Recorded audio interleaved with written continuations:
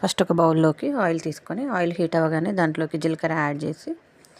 జీలకర్ర కొద్దిగా ఫ్రై అవ్వగానే దాంట్లోకి ఆనియన్ చిన్న చిన్నగా కట్ చేసుకున్నటువంటి గ్రీన్ చిల్లీ కరివేపాకు యాడ్ చేసి మంచిగా ఫ్రై అయిన తర్వాత గోల్డెన్ బ్రౌన్లోకి రాగానే దాంట్లోకి కొద్దిగా టర్మరిక్ యాడ్ చేసి టర్మరిక్ కొంచెం వేయగానే దాంట్లోనే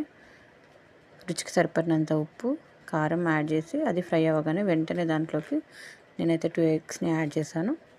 ఆ 2 ఎగ్స్ మంచిగా ఫ్రై అయిన తర్వాత దాంట్లోకి కొద్దిగా